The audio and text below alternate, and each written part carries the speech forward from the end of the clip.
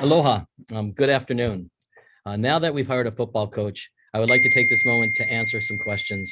But first, I want to apologize for the way things played out. I really wish things had gone differently. I know that June bleeds green, and he only wants to see great success for the UH football program. I hope we can find a way where he can continue to be a part of the program. Now to the questions that could not be answered during Saturday's press conference. The first is why Coach Jones was initially offered only a 2-year contract. Let me start with some important context. Applications started coming in shortly after the job was posted. I did not contact any candidates and ask them to apply, and I began interviewing qualified candidates immediately. The goal was to get someone on board in time to give us our best shot at recruiting, given National Letter of Intent Day was approaching quickly on February 2nd. I had already conducted several interviews and identified Timmy Chang as an early frontrunner. Then Jude applied that Monday. I interviewed him soon after, along with several other candidates. After the interview with June, I considered his unique experience and the interest he expressed in supporting the success of the program. I remember an idea that June himself had back in 2015, a succession plan. He would mentor the next coach, who at that time was Nick Rolovich, for 3 to 5 years. This time it would be Timmy Chang. I really believed that this was an opportunity to make the best of both worlds.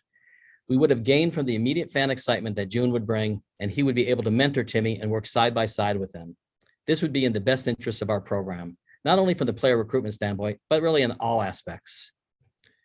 When June and I met for the second time on Friday, this time in person, I set aside 3 hours for the meeting and asked President Laster to be prepared to join us in case we got close to finalizing the deal. I started the meeting by sharing my idea with June and explained that Timmy Chang, who is from his coaching tree, would be identified as the future head coach in year 3. We had no disagreement about Timmy being on the staff. He's a very accomplished coach, a true homegrown talent. He represents a bright, exciting future for UH football. As we started to work through the details, he made it clear that 2 years was too short of a transition period. I offered 3 years, which meant that Timmy would take over in year 4. Another sticking point was my approval of such assistant coaches. This is not new. It's a standard practice at UH. Appointments have to be approved at a level above the supervisor. This is true for all of our teams because I am accountable for those hires. In this specific instance, it was in that one specific instance regarding Rich Miano, a living UH football legend. Rich is one of the great stories in Rainbow Warrior history, and there is no doubt that he loves the program. But I told June that adding Rich to the staff in this succession model would be problematic, as just days earlier, he stated to the media that his dream was to become the head coach one day. I probably could have been persuaded during the negotiations, but we never got past this point in the discussion. After about 30 minutes of our 3-hour meeting, June indicated that he could not accept the offer, and he ended the meeting. June shook my hand on his way out and said that he'd be rooting for us. Since time was of the essence, I immediately returned to Timmy and started negotiating an agreement for Timmy to be our next head coach. I appreciate the support June expressed for Timmy immediately following the announcement. And I look forward to June and those fans who were pulling for him to support our UH players and coaches and the program that they love. A lot has happened in the last couple of weeks. My focus is on supporting our new head coach and our student athletes. I believe there will be healing. I promise to be an active participant in this healing. And I believe that we in Hawaii are always open to working towards a common good. I will never stop working on a positive future for UH athletics. I appreciate this opportunity to provide context, and I can take any questions you have now. Okay, at this time, we'll open it up to questions. Once again, we're using the raise your hand function. Please identify yourself and your affiliation. Also try and leave it to one question and a follow-up so we can move through the list. We're going to begin with Stephen. Hi, I was just wondering if was the succession plan your first choice, and if June had accepted it, would he be the coach today? The succession plan was my first choice, no question. So I guess that would be true, Stephen. Rick. Can you specifically address the public concerns that this was a done deal, that the hiring of Timmy Chang was a done deal, and that the initial offer of 2 years was done to scuttle any negotiations with Coach Jones? Yeah, well, hey, Rick, thanks for the question. I did address that in my opening statement that that it wasn't a done deal, that, I was on board to have June, and with Timmy being the coach in waiting as my first choice, as I addressed it in my opening statement with the timeline. Moving on to Keith Demoder, KITV. So just to be clear, the offer that was reportedly made on Friday, was that the first offer made from the university to anybody to be the head coach, or was there an offer or talks before that for Timmy alone to be the head coach? That was the first offer for anyone to be the head coach in the succession plan model. Josh Pacheco, ESPN Honolulu. David, thank you. I know, as you mentioned, negotiations started shortly afterward with Timmy Chang. How quickly was the timeline from the end of the meeting on Friday to starting those negotiations with Timmy to become the next head coach? Well, it was that was plan B. So pretty immediately, once it broke off, then I went immediately to that. Time, I don't remember, within an hour maybe we started, because like I said, the whole thing was about getting a coach on board for our student athletes, and so we can move forward. Thanks, Josh, for the question. Manolo Morales, KHON2. Hi, thank you. Why was it necessary to hold that press conference on Saturday about June Jones when it looked like you were already planning to hire Timmy Chang anyway at that point? Yeah, well, I wasn't a part of that press conference, but I was working on Timmy at that point, and it wasn't a done deal at that point. I mean, we still were. I was hopeful that Plan B would work, but I've had in the 7 years I've been here with hiring 13 head coaches, I've had things fall apart at the end where they didn't work out. So that was Plan B. I was hopeful, but it wasn't done until a few hours later. I forget exactly what the timeline was. But why was that necessary? I mean, because I think the public was really turned sour on that particular episode. Is there any regrets about holding that press conference? David, I can speak up to this. Manolo, it's Dan Meisenthal from UH. Then thanks for the question. The news conference was my idea. It was something I initiated.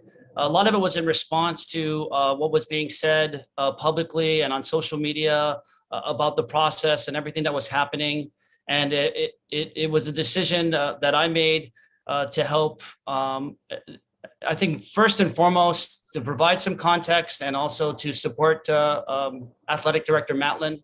And if I could have a do-over, I'm sure there's a lot of things I would have said and done differently, especially with the benefit of hindsight.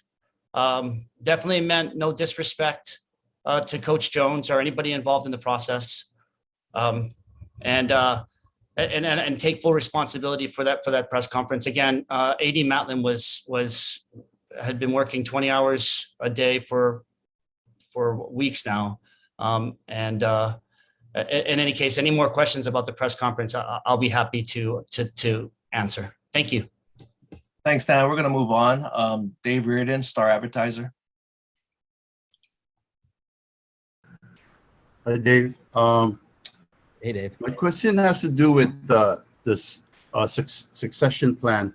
Was there, maybe this is too idealistic, but was there ever any thought of, there's all these, a lot of guys with a lot of ties with Hawaii and UH who are potential head coaches.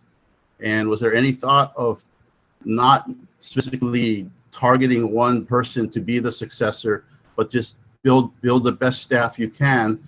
And because this situation seems to be, there are several people who could be qualified, and then when the time is right, the best candidate, or it might not even be one of those, it might be somebody from somewhere else. Because do you tie yourself in? Do you lock yourself in by stating publicly a succession plan, and especially with one guy?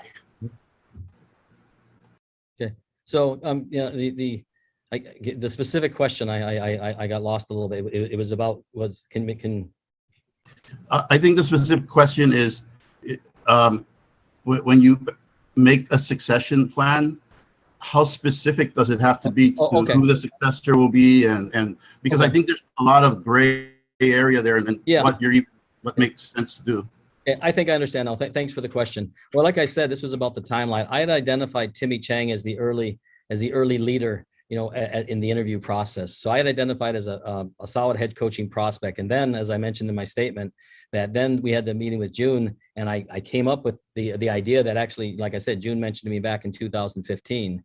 And I just thought identifying it, I mean, for me, it's a judgment call. I thought to define it made a lot of sense. And I really thought that it would work. I got to be honest. I mean, obviously from June's perspective, I was probably a little naive. It didn't work for him, but I was hoping that, we only met for a half hour. I was hoping with the 3 hours I had allotted, we could maybe work through some of those things.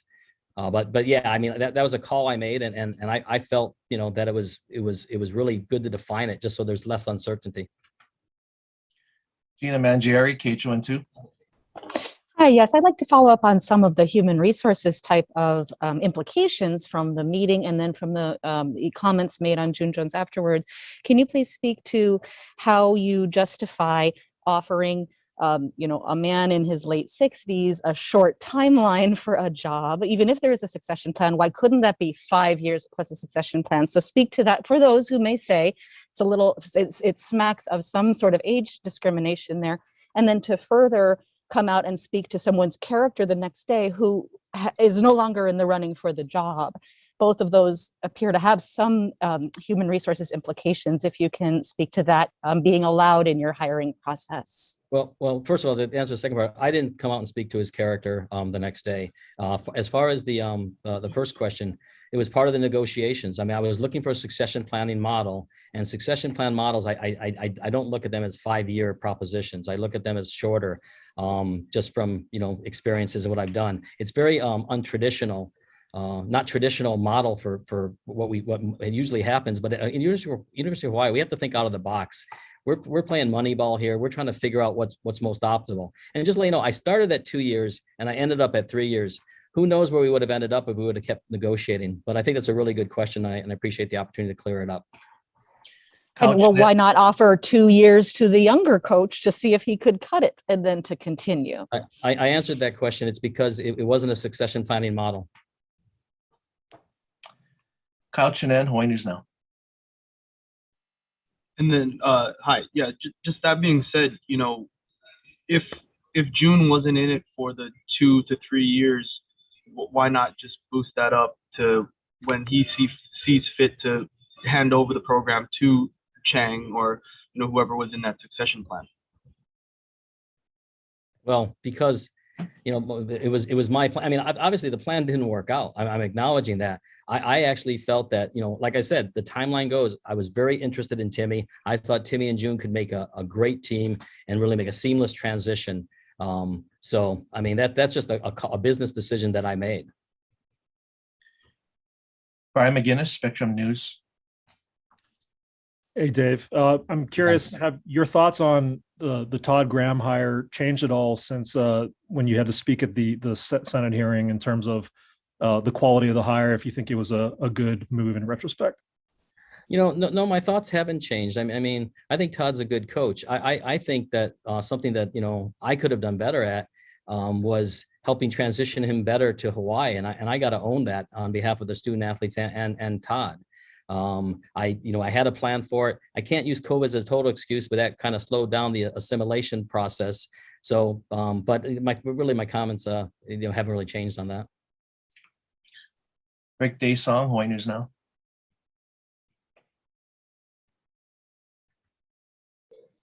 The UH football program's at a critical juncture.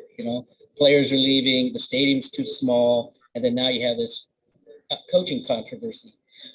Are you worried, or is there concerns that this is, more of this will lead us to dropping UH as a division, UH football as a Division I football program?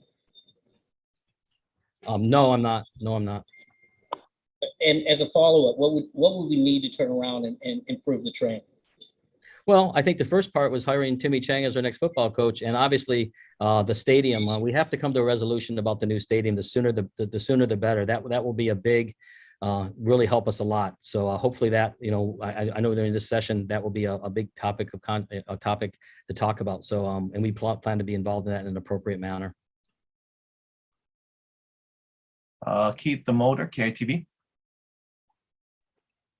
You mentioned earlier about Rich Miano, and you felt that he was not a good fit. Can you explain and elaborate more on why you felt that was not it? Do you feel like he wanted the head coaching job and that it would have created conflict? Yeah, no, I mentioned that in my opening statement. Not that Rich isn't a good fit for the succession plan model that as I mentioned in my statement, for the succession plan model that I was looking at, I didn't feel that it would be a good fit for that model. So based on the public comments that he made about wanting to be the head coach, I just thought that would send a mixed message. Tanner Hayworth, Kaleo, Hawaii. Hey, Dave, is it true, because this was kind of brought up in the press conference the other day about June potentially wanting to take, marketing control of the football program. Is that true that this issue was ever brought up during the contract talks? Yeah, June mentioned that. It was really just it wasn't a big part of the conversation, but it was something that he mentioned. And obviously that would have been something to maybe delve more into what would be, appropriate. Because I think we want all of our coaches to be involved in marketing efforts. It's just a matter of, what the structure and framework is. Manolo Morales. This past weekend also brought out lawmakers asking, looking at maybe doing an investigation of the whole hiring process and even looking at a proposal that would get the Board of Regents more say in the hiring and firing. I guess as we move forward, how do you, keep lawmakers happy with the program at this point? Yeah, well, the Senate brought that up, and I appreciate that. That's part of their, part of the checks and balances in our program. I think it's about communication, and really probably in more detail, just talking about what we do and why we do it. Thanks for the question. Michael Sullivan, Guava Press. Aloha, Dave. Thanks for clearing up the whole process. But moving forward, we know that Yoro and Elamimian have been retained to work with Timmy Chang on the staff.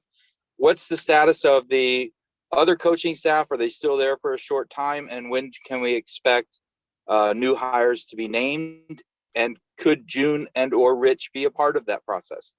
The first question is, Timmy is working tirelessly to onboard a staff, and he, vets that through me as we go through our processes before we hire someone. So I'd say shortly, as far as June and Rich being a part of the program, I think that's possible.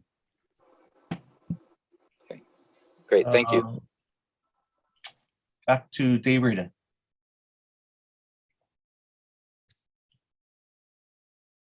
That was awesome. Thanks, Mike, because I had two questions and you asked one of them.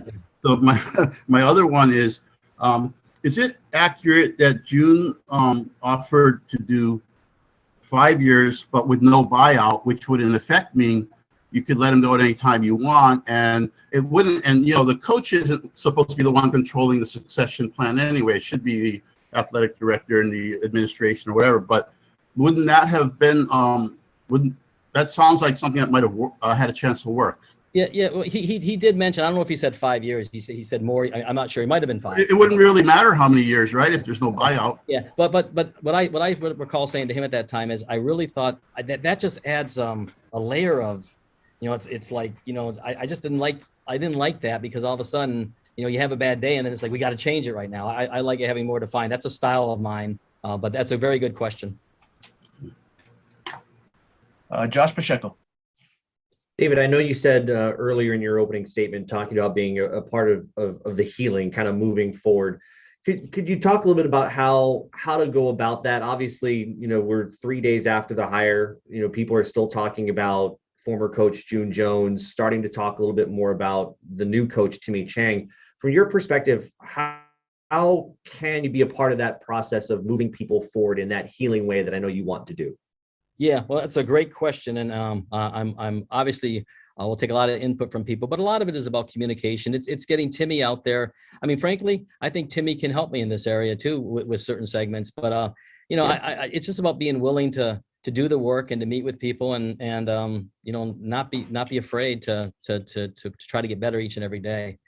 You know, what I like is, you know, it's kind of really the whole motto, you know, the whole brotherhood thing. I mean, just, we gotta, you know, it's just one step at a time. I mean, my whole thing in the athletic department is what I preach to everyone is constantly is getting 1% better every day. And that, you know, that includes me too. Even more so. Stephen Tsai. Hi, I know it's not unusual to, and you've done this in the past, recommend someone enter as a candidate. I understand you did that with Timmy. I was just wondering, when did you identify him as being someone who should be a candidate? Was this well before like Graham was let go of those hypotheticals, or? No, actually, I mean, once you announce it, once we listed it, what you do is you get tons of calls, hundreds of texts, tons of calls. I got a call from someone. I did get a call from Timmy. I didn't answer it because my phone was blowing up. And then I got a call on his behalf from someone who was, you know, I would say a mentor to him. Talked to that person at great length about Timmy. So then I called Timmy back and I said, you know, Timmy, I know you called. Are you interested in the job? And he said very enthusiastically, yes. And I said, well, the best thing to do is if you're interested in the job, you should apply to it. And I probably told, you know, probably 8 to 12 people to apply for the job, because that's the only way you have to apply to have a chance to get the job. And this is typical in most of our past searching hires for, you know, for football, basketball, even volleyball hires. Kyle Chinen. You know, Josh kind of touched on just the healing process. Just from your perspective, what have you seen from Coach Chang already, kind of just being out on social media, being out talking to people, being active in that sense? How have you kind of seen him already stepping up to the plate when it comes to that healing process and getting this team back on track with, you know, like with the brotherhood and all that kind of stuff? Yeah. Well, I think Timmy's a perfect fit to help with that healing. So I'm excited to learn from him and to work from him with it. I mean, he's engaged in it. You know, he's aware of the situation. So I just think just looking at the way he's handled things so far, I'm excited about that, because, you know, hey, I need to learn and I need people to support me in getting better too. And I think Timmy's would be perfect for that. Thank you for the question.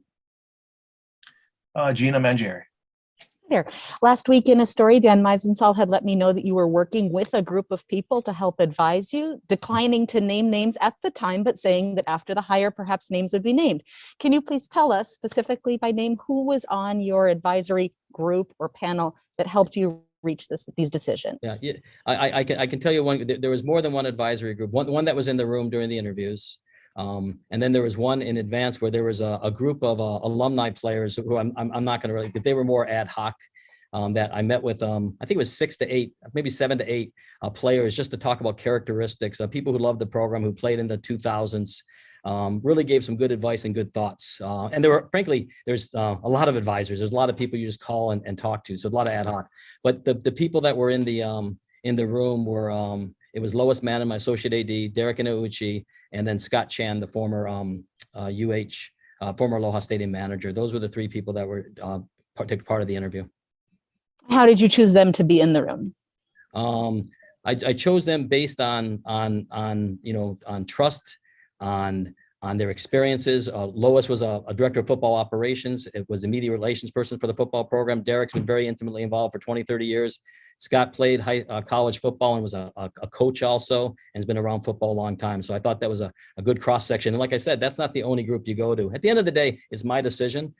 They help guide me and another set of eyes in case I miss something. So, you know, if the buck stops with me, it's not, you know, it's not like they say who to pick, but they give their opinions and thoughts, where we analyze after every interview. We analyze each coach, and then we think what should be the next steps. You didn't mention President Lassner at all. Was he involved ahead of the final hiring? Well, President Lassner has to approve it. So what I do is after every couple interviews, I talk to President Lassner and update him and tell him where we're at. So he's, you know, obviously since he has to approve it, so I update him as we go. And as I mentioned, the 3-hour meeting with June that we scheduled, President Lassner was geared to come to it in case we got to the point where we were going to offer him a deal, so we could maybe finalize it right then. Okay, moving on to Rick Dason. In the coach's terms that you released today, you gave a salary range for Coach Chang of $392,000 to 35,000 as a salary range, a broad range. But to narrow this down, do you need to seek region approval for this? Well, actually, if you look at the last page of it, we have we have the exact salaries there. But the way it is, since it's a union position, we have to redact it, and then we have to have Timmy sign an authorization. Okay. So we have the exact ones, and yes, we will need region approval, and it starts at, as you can see, from 500,000. So if you go to the last page, it's actually there. Okay.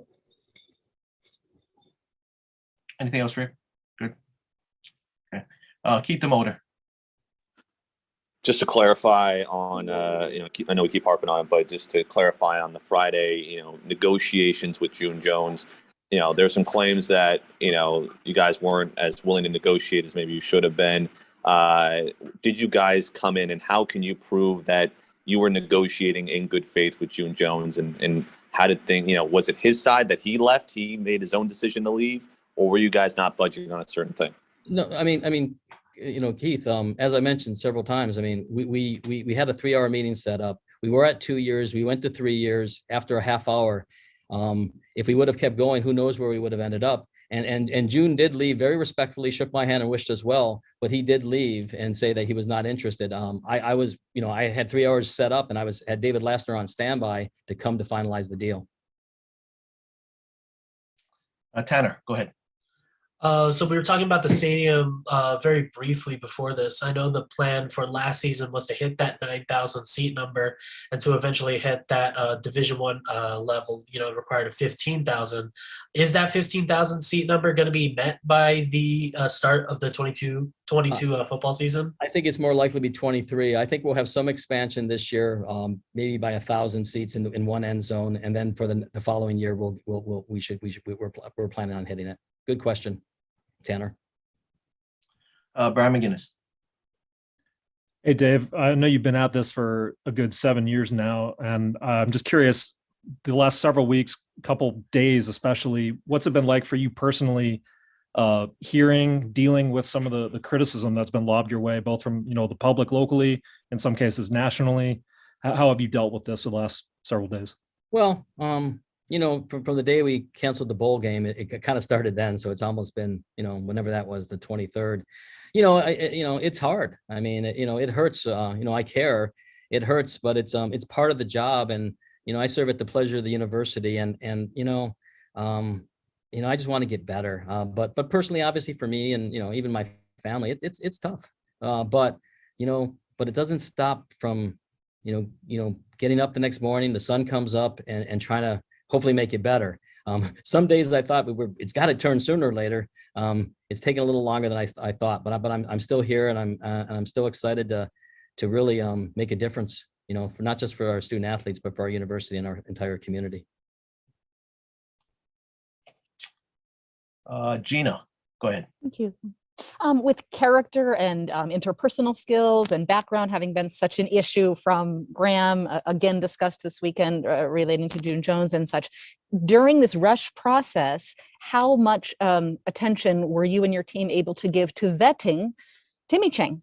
I know he's a known quantity from having been a student, but it is an important hire. How much vetting and background checking and character or unknown issues were able to be researched before you made the offer?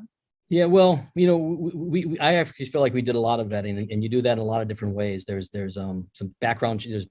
There's background checks you do, and there's some obviously you talking to a lot of people, and like you said, Timmy was a known quantity, but we did, and you have discussions with them. Just what do we need to talk about? So I feel we did a thorough job on that. Thank you. Stephen, go ahead. I guess to make the offer to June, you had to get agreement from Timmy Chang to be this part of the succession plan. When did you start talking about it, and when did he agree to it? Because I imagine he had to agree to it before you went into the meeting with June. Yeah, I'm trying to think the timing. I believe it was the day before. I believe it was the day before is when we talked to Timmy and saying this is what my plan A is. Would you be on board with it? And he actually said yes, he would be. He thought there was a lot of upside to that. So probably the day before. Rick, go ahead. You said earlier you had identified, even before you interviewed Coach Jones, as Timmy Chang as a front runner, and then fast forward to after Coach Jones applies or shows interest, he's considered a successor. Aren't you concerned that that would make it look like he was the preferred candidate all along? Timmy? Yeah. Like I said, we're rolling process. So as you go, June hadn't applied when we had interviewed Timmy, so I didn't even know if June was in the application pool. So you always pick, who you think is best. I made an offer to June, and Timmy agreed to it to have him be it. So no, to answer your question. Let's see, Keith, go ahead. I know this was partly addressed earlier, but just Saturday's press conference, there was a lot of critical things said about June Jones and bringing up his character and things like that. I know you keep saying that you weren't necessarily involved in that press conference, and I'm not trying to call Dan out here per se, but there was a lot of critical things said in defense of you and your job. So like, how involved were you and what things were you saying to be said out there, or was that on Dan's accord? What I guess was the message that you wanted to say going into that meeting? You have to have Dan answer that, but here's the deal. I was working tirelessly to try to get a coach hired. So I wasn't doing much media. In retrospect, I probably should have been more accessible to the media, but my style is I do the work, and you hope that speaks for itself. That might be naive, but I wasn't that involved. I mean, do I get questions from people about certain things throughout the process? Yeah, you do, but I wasn't involved. Okay. Christian Shimabuku, KH1-2, welcome. Thank you. What do you think the Todd Graham's resignation does for the university financially, seeing as though there wasn't a buyout involved, and it appears that Timmy Chang is not making as much money as Todd Graham did initially? Well, I mean, each contract is based on the person. So yeah, you would say on the head coaching thing, we're saving a little bit of money, but what you want to do is you want to invest your resources to get better in all areas. The fact, obviously Todd resigned means we didn't have to pay a buyout, which I think would have been $1.275 million, and I think $12. So yeah, I think it gives you an opportunity. Tanner, go ahead.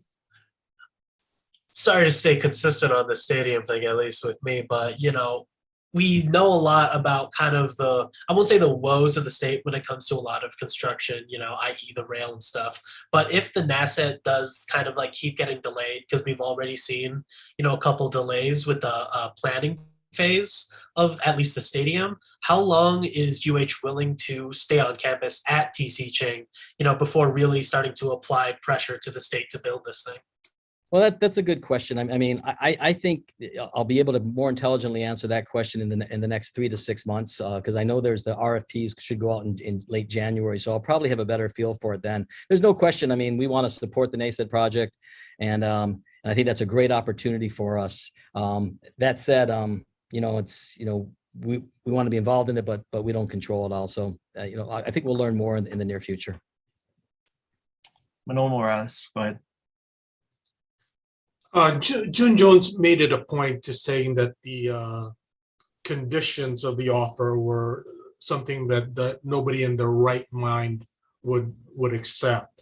Whereas you say that the conditions that you put forward were pretty normal as far as standard operating procedure, right? So why is there such a gap between them? I never said they were normal. I said this was unique. This was an out-of-the-box idea that started into really when I remember 2015 when June talked about succession planning with Rolovich. I never said it was normal. I said it was an opportunity to really get the two of them to really move the program forward into the next decade. So that is not an accurate depiction of what I've said. But as far as giving say so and who he could hire if he was the head coach, that was normal, you said. As far as it is a process that I have to hire every assistant coach that's hired. Those things happen at one level above, just like it's happening with Timmy now, just like it happened with Nick before me. That is our normal process. But isn't the whole Rich Miano disagreement part of why he was saying it was conditions that nobody would accept? It might have been. It might have been. I was committed to the succession plan. I didn't think that was in the best interest of the succession plan. Like I said, if we would have, we had 3 hours scheduled. If we would have kept going, he might have been able to convince me. We might have found a role for that, might have found a way to do it. But like I said, on the succession plan model, I did not initially think that was the way to go. But like I said, in less than a half hour, I went from 2 to 3 years. I'm not sure, there would have been a lot of opportunities to continue to negotiate and see where we would have ended up. These negotiations are always fluid. Anytime you do this, it's pretty complex. But thank you for the question very much, Manolo. Dave Verdon, go ahead. Yeah, I'm going to preface this question with none of us are perfect. There are a couple people in this meeting that might be pretty close to it. I'm not one of them. And if somebody were to vet me when I was in my 20s, I might be in a lot of trouble. But with that being said, I want to follow up on what Gina was asking about the vetting process. And when you're interviewing the guy who's going to be the head coach, something on public record that you asked about, and did he explain it, or maybe it's a young guy thing and now he's a mature man or something like that? Yeah, definitely we addressed an issue that is on public record in pretty thorough detail about that. So thank you for the question. Rick, go ahead. I talked to a lot of businesses yesterday, business leaders in this community, and they were turned off, potential donors, potential supporters. They were turned off not only by the controversy, in particular, how Saturday's news conference was handled. Are you worried about eroding some of that support in the business community for the program? Well, at the end, like I said, there needs to be some healing, but I do believe at the end of the day, people will, support our student athletes. There needs to be some work done. Hey, I got a call from someone, and I can't mention this, but they're actually donating $100,000 to the foundation to benefit the football program. That should be finalized hopefully, soon. So I do think, that's a fair point. And but I also think, let's see what Timmy Chang can do in the community, because I think people will rally around the local boy. Thank you for the question. Stephen Tsai, go ahead. Hi, on Saturday, I guess it was mentioned that June had wanted some parts in marketing, and they accused him of being a de facto athletic director back in his first tenure. I know June rejected your term or some your parts of your offer. What did you reject about his offer or his counter offer, and why would it be bad if you were involved in marketing or being a de facto AD? Well, it wouldn't be good for him. It wouldn't be bad for him to be involved in marketing. I think all of our coaches need to be involved in marketing. We didn't get to a lot of his points. We just got to the marketing thing, and then he didn't like, he was stuck on the succession planning concept. So we never got to the rest of the things. I never heard them because the meeting ended in 25 to 30 minutes. And being a de facto AD, I don't really, see how that really works in. I mean, you have an athletic director. I have a boss, David Lassner, and who reports to the Board of Regents. So I just don't think that model really works. Keith the Motor. Is there any plans? Because I know this was mentioned, by Dan about, in terms of money and going forward, how, the Ledge, cut some money for, especially food budgets for the university. Is there any plans in your mind to ask for more funding for this program moving forward? Especially, to fund TC Ching and maybe some other projects to get these kids more resources? Yes, there is. And we'll work on that in many different avenues. So thanks for the question. Back to Gina. Thank you. You referenced, sir, the phrase about de facto AD athletic director for Mr. Jones. One of the things brought up in that weekend press conference. It sounds like maybe you agree that there was that type of behavior before, but could you speak to, you opened this session today with an apology of sorts. Does your apology extend to June Jones for the things that were said on behalf of UH this weekend? Well, yeah. I would say yes. I mean, the intentions.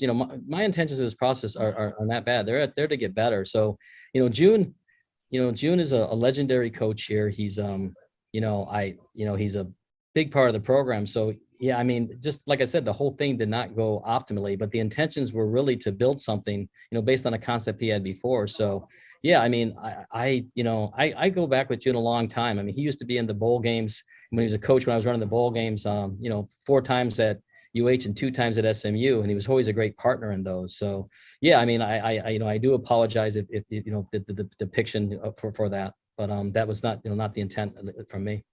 Thank you for the question. Okay, we're going to take several more questions. I got Rick Daysong as the last one.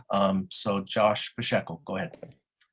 David, looking ahead, we've mentioned National Signing Day is right around the corner. How closely involved are you with Timmy Chang on figuring out staff members? And for your timeline, when would you like to see that staff close enough to fully filled out? Yeah, I'm very intimately involved with Timmy. We've talked probably 4 times a day about staff. And when he gives me a staff that someone he wants, I start talking to them to go through on the process, also to vet them for myself, to do my fiduciary responsibility. I would like to see the staff start filling out in the next few days. You mentioned National Signing Day. Obviously, that's very important. The one thing about interesting right now is with the transfer portal, there's opportunities after National Signing Day also. It's a pretty fluid environment, and you got to be strategic in how many initials you hold for the future. But I see the staff starting to fill out in the next few days. Some of them. I don't think we'll have it all completed because I think we might hold a few spots to see how it all how it all plays forward. And part of it has to do with timing for the people that you might want to hire too. Thanks for the question though. Tanner, go ahead.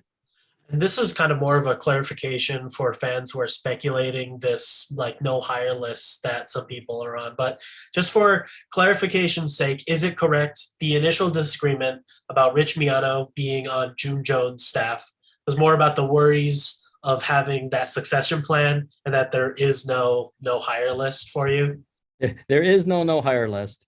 And it was about the succession plan. I didn't think that was optimal for the succession plan. And maybe if we would have talked more, I could have convinced differently. But that's where I came initially into it when we started meeting. Thanks for the question and for the opportunity to clarify. Rick, go ahead. During this controversy, there have been calls from the public for your resignation. Have you offered your resignation to President Lassner, as some people suggest? And then the follow-up to that is, what is your reaction to the public's calls for your resignation? Well, no, I have not offered my resignation. I, of course, have I pondered it with what's going on in the last few weeks? Yes. But I serve at the pleasure of the university, and as long as I'm going to serve, I'm going to get up every day and do my best to make things better. That's just how I am, and that's what I owe my employer and really the whole state. You had a second part to how do I feel about the calls for? Was that it? Well, obviously, it hurts. And I haven't really followed it, specifically, but I've heard about it, that there's a couple things out there for my resignation. That's not a good place to be at. But that doesn't necessarily mean it's a majority of people. I'm not really sure how that. I mean, a lot of times it's we sometimes have the vocal minority. But I'm not sure. But rather that either way, it's really about me just wanting to continue to build this program. And I started with this program 28 years ago as a casual hire and worked for 5 years in the ticket office before I went to the bowl business and then came back. So I'm still excited about the job. I'm a little tired right now, but I'm a pretty resilient guy. My dad built me to last, and Mom. Thanks. All right, last question goes to Scott Hummer, Hawaii News Now. Hey, David, and let me ask about the program itself. Are we at a critical junction in the program right now? You've got a new rookie head coach, albeit a local boy, but inexperienced. You've got stadium issues. You've had, with COVID for the last 2 years, you haven't had fans, so there's a revenue issue. Obviously, there's recruiting, there's porthole. What is it going to take to turn the corner with the program right now to keep it alive? Yeah, I don't think we're at a crossroads like you say. I think there's challenges, but also opportunities. I actually even feel right now with getting Timmy, galvanizing the team itself can pay so much benefits. I mean, all the thing I'm saying about the players, they're excited about this. So, I mean, yeah, we do have the challenge with the stadium. That's something that needs to be addressed. The sooner, the better. Hopefully, at least at the end of the season last year, we had full fans. We didn't have concessions. So hopefully next year, we'll be past that. But yeah, there's challenges, but challenges bring opportunities. And, you got to control what you can control, but I am excited about the future. I mean, heck, December 12th last year, we found out we weren't going to have a stadium to play on. And then by the time, basically within less than a year, we got something built that I thought was pretty special. So, given more time, I think we can continue to enhance that and make this a really great home field experience and a special place to play on campus. Thank you for the question. Okay, that'll wrap it up. We want to thank everybody for joining us today. If anyone needs the recording, we'll have it up on our Dropbox. If you don't have access to the Dropbox, just reach out to me. We also emailed out Timmy's term sheet. If you don't have that, please reach out to me as well. So that should do it. Hope everyone has a good day.